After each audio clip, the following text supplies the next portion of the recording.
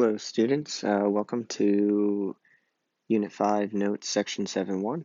We're a little bit behind, so I'm going to make all of the videos for this unit and post them to YouTube, and we'll be doing in-class work, so I'll keep it as short as possible. I've already done the warm-ups for all of the lessons, so if you would like to pause it now to check over your work, feel free. Notice that there are 3 different kinds of ways to write ratios that we'll be using. One is with a fraction, one is with a verbiage with the word to, and the last one is with a colon. All of them are simplified. Notice that in number 4, 10 over 10, I left as 1 to 1 because it's still a ratio in that form, 1 to 1. I didn't simplify it just to number 1. Alrighty, 7.1 ratios and proportions. In this unit, we'll be starting triangle similarity. So we're going to be doing a lot of ratios and proportions. A proportion is when you set 2 ratios equal to one another. So it's when you have your 2 quantities set equal. We'll be doing ratios, proportions, extended proportions. That is just when you have something like this, 1 over 2 equals 2 over 4 equals 3 over 6. You just extend it. All of our proportions can be solved using the cross product property. That's when you were to do this. 2 times 2 is 4. 1 times 4 is 4. Notice that 4 times 3 is 12. And 2 times 6 is 12. So in both cases, we can use our cross product property. And scale drawings just happen when we're doing proportions. They're real-world applications for them. Alrighty. So proportion is a statement that has 2 ratios that are equal. So here you see A is to B as C is to D, or you could write it as A colon B equals C colon D. There's your extended proportion example. Notice that when we have something like A over B equals C over D, there's a few things we can do. We can find the cross products, which is number 1. Number 2 is we can flip both fractions on both sides. So we're doing the reciprocal of the left and the reciprocal of the right. That's still equivalent. Notice we can switch B and C like we did in number 3. We can also switch A and D if we'd like to. Notice if you switch A and D and B and C, you would get number 2. Well, on reverse sides, but the same. Notice you can also, like in number 4, you can add the denominator to both numerators on both sides. So if A over B equals C over D, then A plus B over B equals C plus D over D. Alrighty, we'll be using the cross product property a lot. So here's example 1, a photo that is 8 inches wide and 5 1/3 inches high is enlarged to a poster that is 2 feet wide and 1 1/3 feet high. What is the ratio of the width of the photo to the width of the poster? So I'm just going to write out my information. Photo. It is 8 inches wide and 5 1/3 inches high. I just want to match my quantities.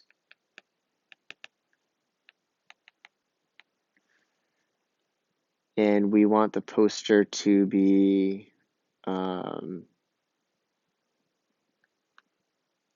poster here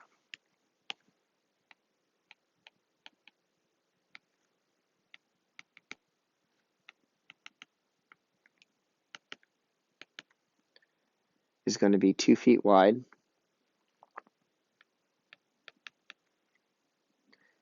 and 1 1/3 feet high. So we want to know what that scale factor is, or what that ratio is. The first thing I'm going to want to do is convert this. So multiply it by 24, and we'll get that it is 48 inches. And then I'm going to convert this. So 1 1/3 times 24. That's the same as 4/3 times 24, which is 32 inches.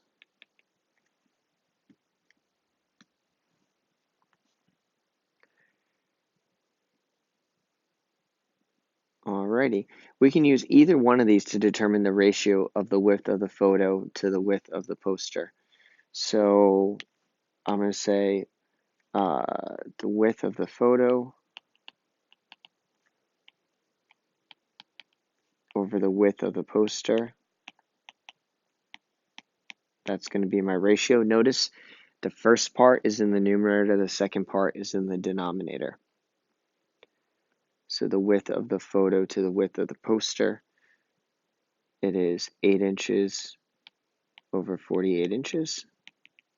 And I'm going to simplify that to be 48 divided by 8, we get 6. So it's 1 to 6. So the ratio is a 1 to 6.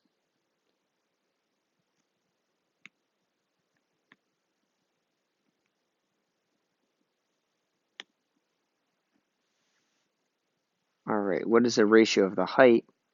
Well, if the ratio of the width is 1 to 6, I think our height is probably going to be in that same range. So I'm going to do the height. Oops. The height of the photo over the height of the poster. Notice again it's in the numerator.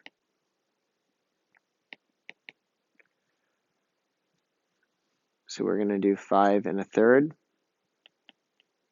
over 32.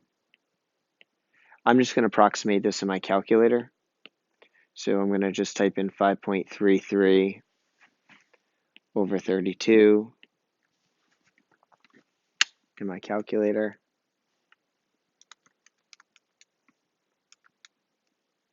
And I get 0.166526. Well, that's a little bit tough to determine. I don't know if it's still that ratio as a fraction. So instead of doing this, I'm going to multiply the numerator and denominator by 3, because that will fix the numerator and denominator and get me whole numbers. So when I first multiply it by 3, 5 times 3 is 15, and then I have an extra 1/3, so times 3 will be another 1. So I get 16 over 96, and that will actually simplify to be 1 over 6. The ratio is actually the same. Oops.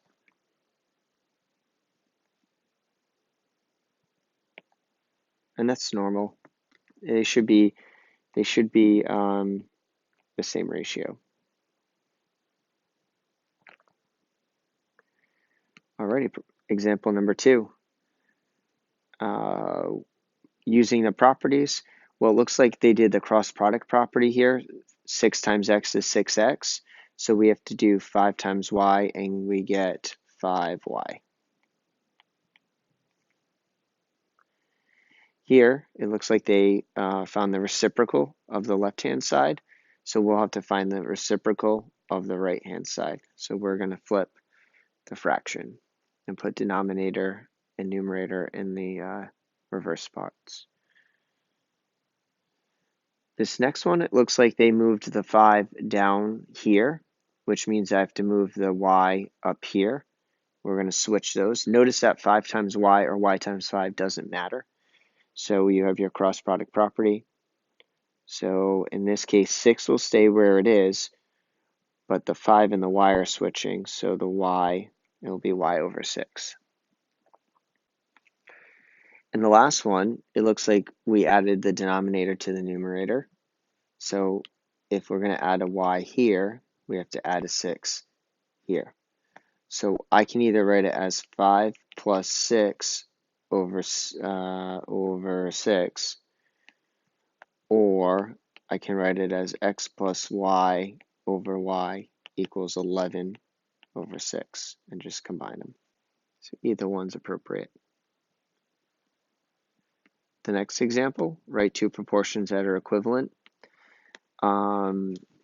I want to write two proportions, so I'm going to flip one. I'm going to do the reciprocal. So this is the first one I'm going to write. That's 1. The second one, I'm going to flip the m and the 11. So I'm going to do 11 over 4 equals n over m. You know what? I'm going to do a couple more. Why not? I'm going to flip, in this case, the n and the 4. So I'm going to have m over n equals 4 over 11.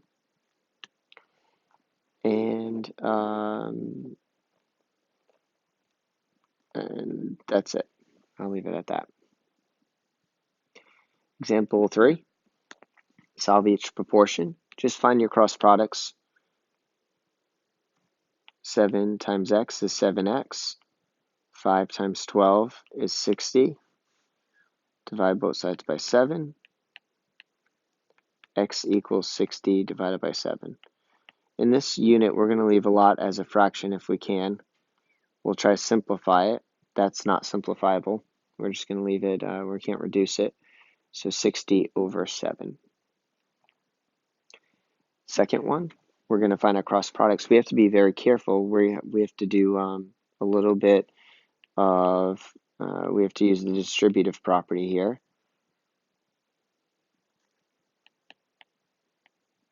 So 8 times y is 8y. However, 4 times all of that, it's y plus 3.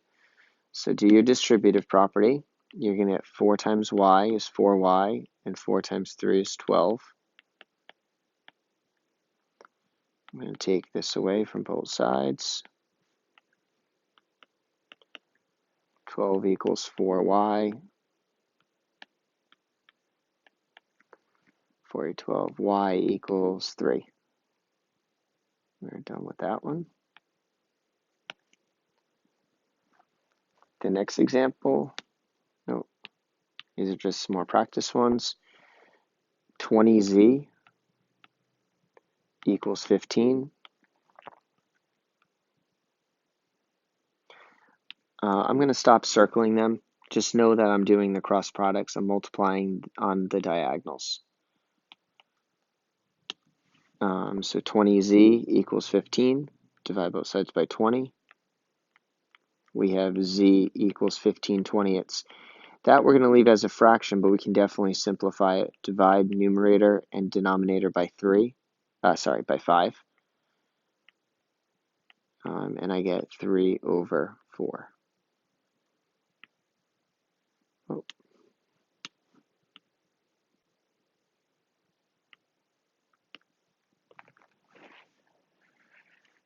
And this last one, 6 times n plus 6, don't forget the distributive property, equals 18n.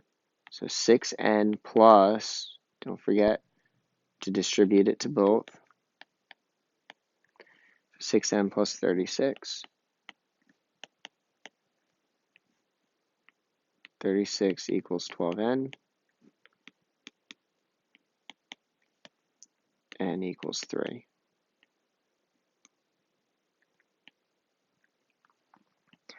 If you're ever wondering, you can check your work. Am I right? Hey, just put your n back in. Here you have 18 over 3 plus 6, which is 9. Oops. That number is the number 2. And then 6 over 3, well, that's also the number 2. So does 2 equal 2? It does, so we know that we did our work right. You can do that for all of these. Okay, so now we're getting to a real-world example. This one is a scale drawing. The scale here is noted 1 inch equals 16 feet. So when you build a house, 12, 16, 18, 24 feet, sometimes the scale drawing is just 1 inch. So a doorway, 1 inch would represent 16 feet. So a door would, a 3-foot door would be much smaller than 1 inch on paper. Okay, use a ruler to measure the length of L. Okay, so we don't need to do that because I copied and pasted this from the textbook.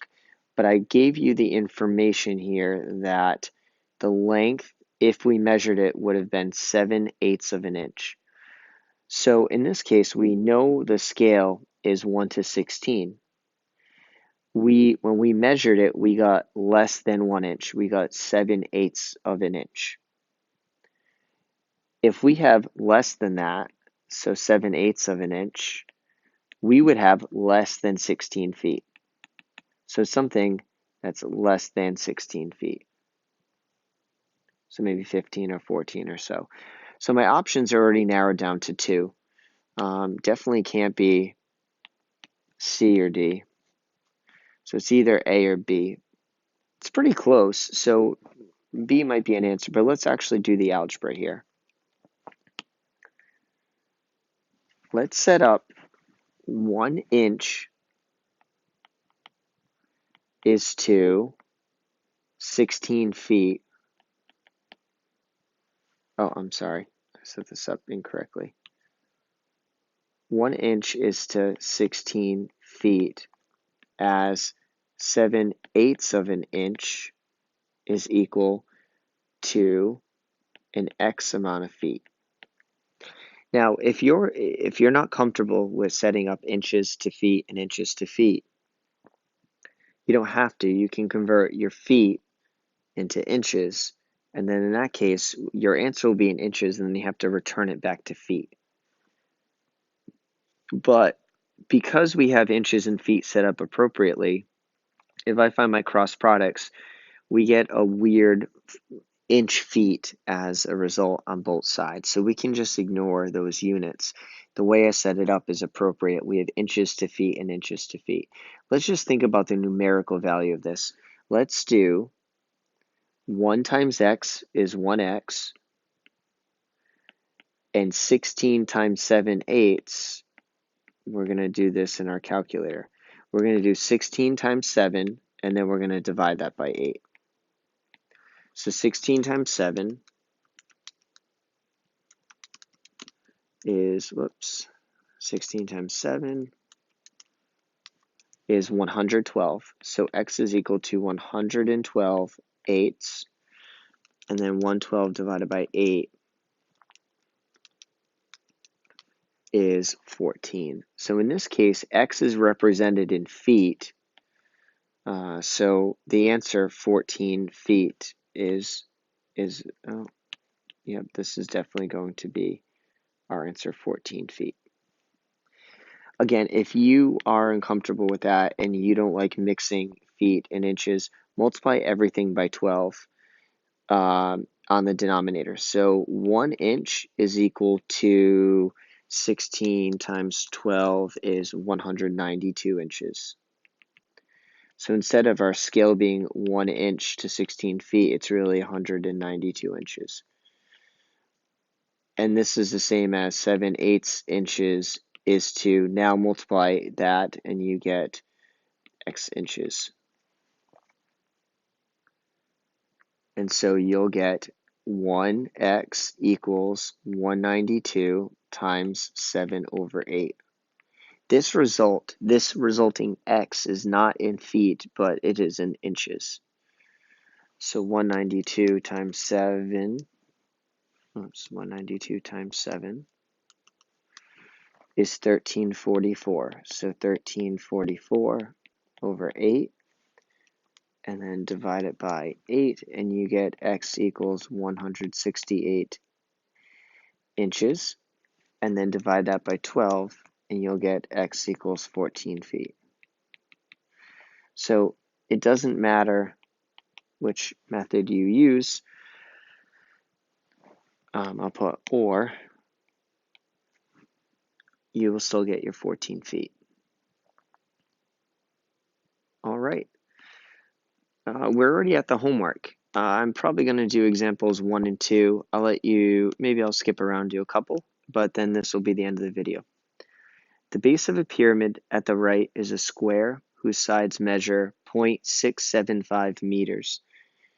The intent was for the sides to measure 675 meters. What is a ratio of the length of the base side in the small pyramid, so small, over the one in the intended pyramid, which is going to be the large? So what's the ratio? Well, it looks like it's 0.675 meters to 675 meters. That is, if you divide both, you can multiply both of these by 1,000 if you want to, if this looks more relative.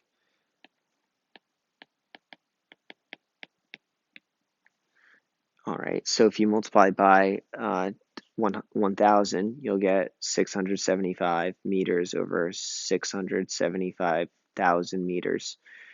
But divide both of these numbers by 675, and you get 1 meter over 1,000 meters.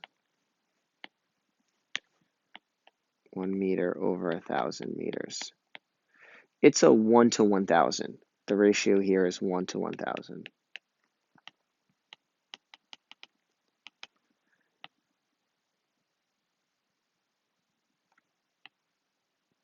You might have saw it right here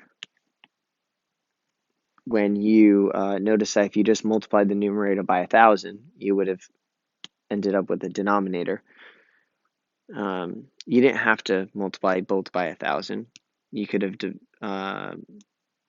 divided the numerator and denominator by 0.675, and you would have gotten 0.001 over 1. And that number still represents 1 in 1,000 because it's 1/1000th. The Leaning Tower of Pisa in Italy is about 185 feet tall. A model of the Leaning Tower is 6 inches tall. What is the ratio of the height of the model to the height of the real tower? I think the best thing to do here is to convert, well, if we want to, 0.6 inches is really nice. It's 1/2 of a foot. Let me change the color here. It's 1/2 of a foot over 185 feet. Because that's your numerator is the ratio of the height of the model over the denominator, which is the real tower. Multiply both of these by 2. You get 1 over 1 foot over 370. Just want to check my work. Times 2, 370. You can now ignore the units. Your ratio is 1 to 370.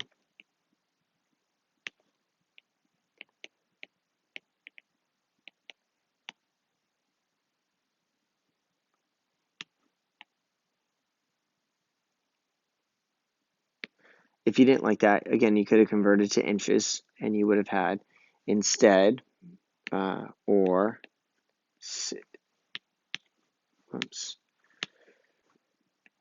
6 inches over 185 times 12 would have been 2,220 inches. Divide both by 6, and you still get 1 inch is to 370 inches. You just have to be cautious of your units and make a match, or manipulate them appropriately. So again, it's still 1 to 370. All right, I'll let you finish the rest of this for homework, using your properties, solving proportions, doing all these design problems. Just be careful. Here you're talking about longer side to shorter side. So that tells you which goes first, right? And you can, again, write it as a colon, a fraction, or using the word to. Yep, and that's it. All right, I'll see you for the next video.